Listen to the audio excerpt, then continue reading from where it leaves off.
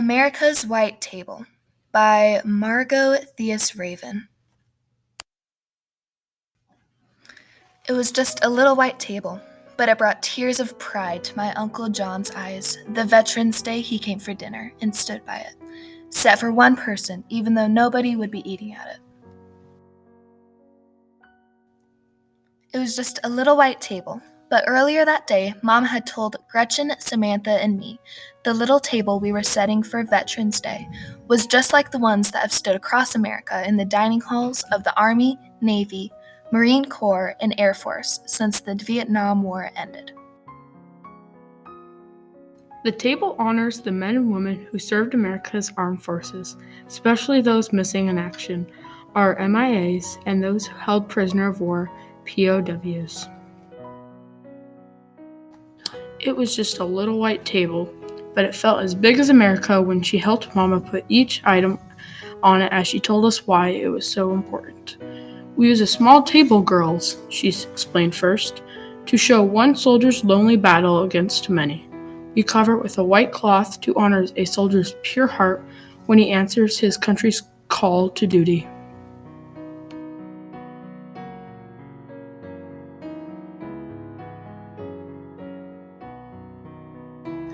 We place a lemon slice and grains of salt on a plate to show a captive soldier's bitter fate and tears of the families waiting for loved ones to return, she continued.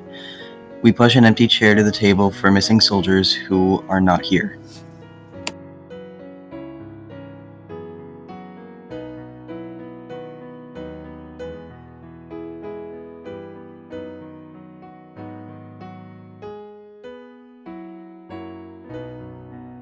We lay a black napkin for the sorrow of captivity and turn over a glass for the meal that won't be eaten, she said. We place a white candle for peace and finally a red rose in a vase tied with a red ribbon for the hope that all our missing will return someday. Mama finished speaking just as sunlight spilled over the table and filled the overturned glass.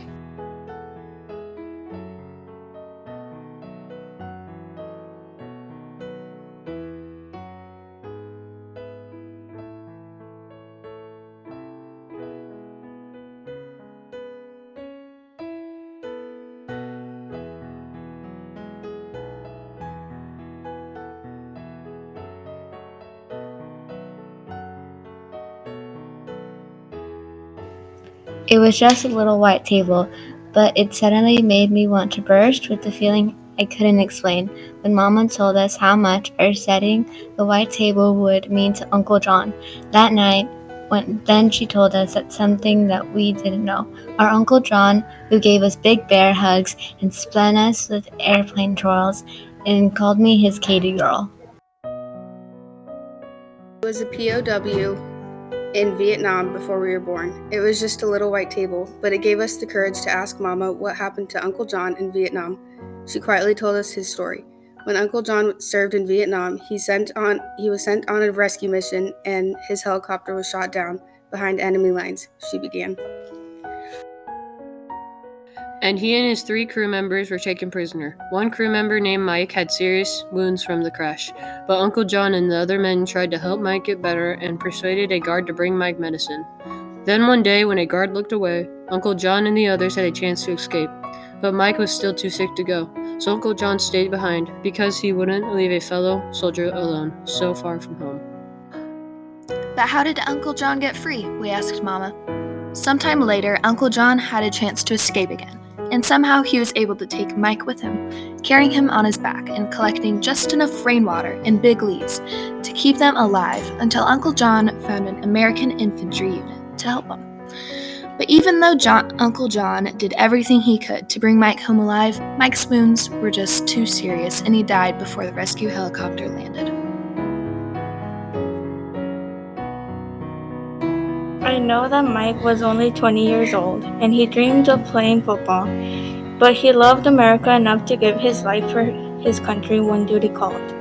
And now I know how much Uncle John loved America, but he learned when helping Mike that a soldier risks his life for a fellow soldier, because the best of your country lives in every man and woman who would lay down their life for your country, for you.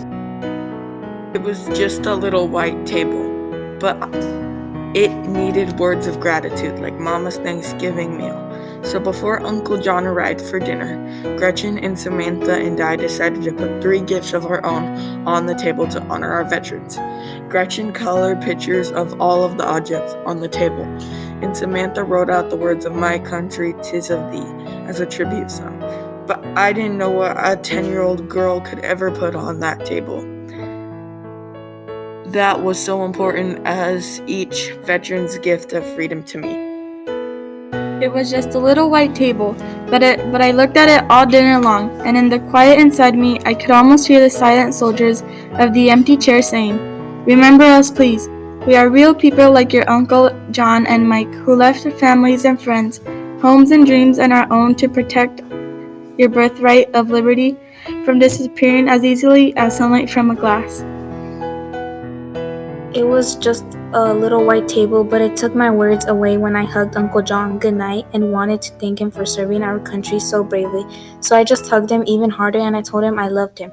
Uncle John hugged me back even harder than I hugged him. And that's when I knew what I could put on the table. My promise to put the words from my heart into a book about America's white table. And in the book are the Gretchen's pictures and Samantha's song and Mama's story about Uncle John and his friend Mike. Because I hoped that everyone who read it would set a white table on Veterans Day. So the brave Americans that the little white table honors won't ever feel forgotten by the country they love.